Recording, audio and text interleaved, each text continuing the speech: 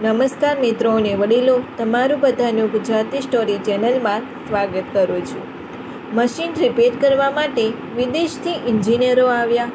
2 દિવસ પછી પણ મશીન રિપેર ન થયું, પરંતુ થોડા સમય પછી એક ભાઈએ કહ્યું કે જો આ સ્ટોરી તમને પસંદ પડે તો આ ચેનલને સબસ્ક્રાઈબ, લાઇક, શેર અને કમેન્ટમાં અભિપ્રાય જરૂર આપજો.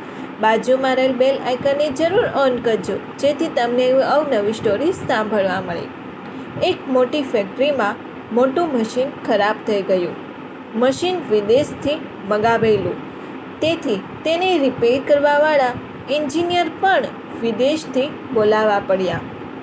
બધા કારીગર અને વિદેશથી આવેલા એન્જિનિયર મશીન રિપેર કરી અને ચાલુ કરવામાં નિષ્ફળ ગયા.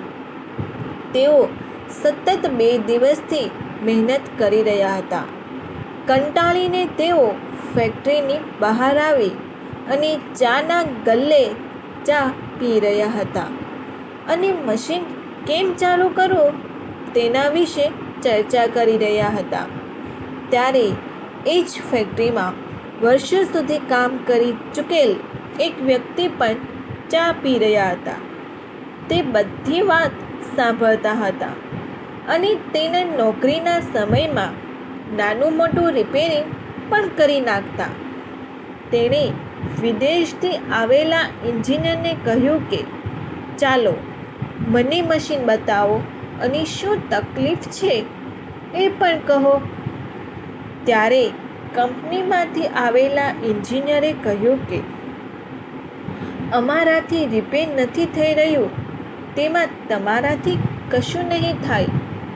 પણ એ જૂના કારીગરના આગ્રહના કારણે તે બધાએ નક્કી કર્યું કે ભલેને અંદર આવે, તેને મશીન બતાવો તો રિપેર કરી આપે તો તેને રૂપિયા આપવાના છે, બાકી તો કંઈ આપવાનું નથી. વિદેશી એન્જિનિયર તે વડીલને લઈને અંદર આવે છે અને મશીન ચાલુ કરવા માટે કહે છે અને મશીન ચાલુ થતાં અંદર અવાજ આવે છે તે દૂર કરવાનું કહે છે. તે વડીલ કારીગર થોડીવાર મશીનની આજુબાજુમાં ચક્કર લગાવે છે અને પછી કહે છે કે હવે મશીન બંધ કરી દો. બધા લોકો તે વડીલ કારીગરની સામે જુએ છે અને કહે છે કે આ મશીનમાં અવાજ આવે છે તે દૂર કરવાનો છે, તમને તેમાં કશું ખબર પડે છે? ત્યારે તે વડીલ કારીગરે કહ્યું કે હું 1 મિનિટમાં મશીનનો અવાજ બંધ કરી આપું, પણ મારો રિપેર કરવાનો ચાર્જ 1 લાખ રૂપિયા થશે.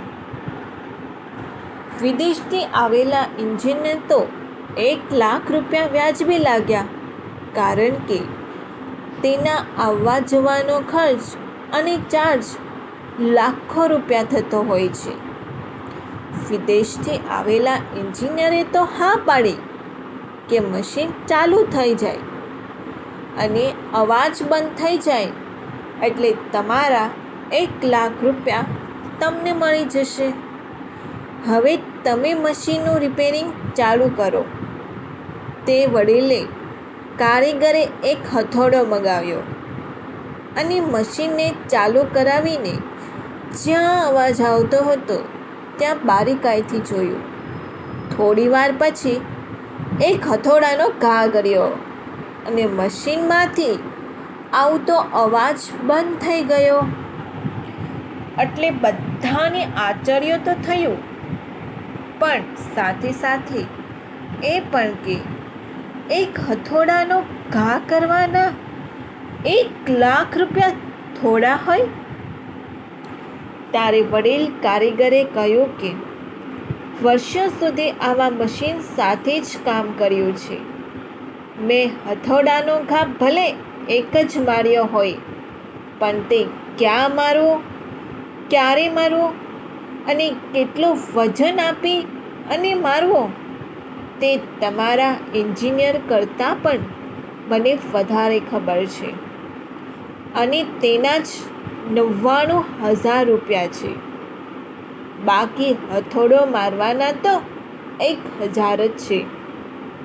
ફેક્ટરીના માલિકે ખુશ થઈને 1 લાખ રૂપિયા આપ્યા, કારણ કે મશીન બંધ થવાથી રોજનું 3-4 લાખનું નુકસાન થઈ રહ્યું હતું.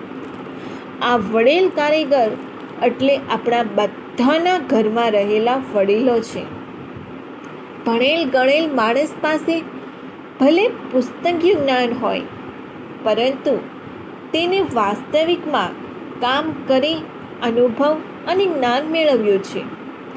તે બધા પણ માસ્ટર ડિગ્રી કરતાં જરા પણ કમ નથી. અને આ અનુભવ અને જ્ઞાન મેળવેલી વ્યક્તિ એટલે દરેક પરિવારના વડીલો, જેની સલાહ પણ આપણને પસંદ નથી. અને હા, આપણા ઓળખીતામાં જ એવા પરિવારો પણ હશે જ્યાં વડીલની સલાહ લીધા વગર એક પણ કાર્ય આગળ વધતા નથી. જરા એ લોકોની પ્રગતિ અને આપણી પ્રગતિમાં કેટલો ફરક છે તો જાણી લેશો. તમને આપમેળે જ બધું સમજાઈ જશે. જો તમને આ સ્ટોરી પસંદ પડી હોય તો દરેક લોકો જોડે શેર કરજો. આવી સ્ટોરી સાંભળવા માટે આ ચેનલને સબસ્ક્રાઈબ, લાઈક, શેર અને કમેન્ટમાં અભિપ્રાય જરૂર આપજો. સાંભળવા માટે તમારા બધાનો ખૂબ ખૂબ આભાર.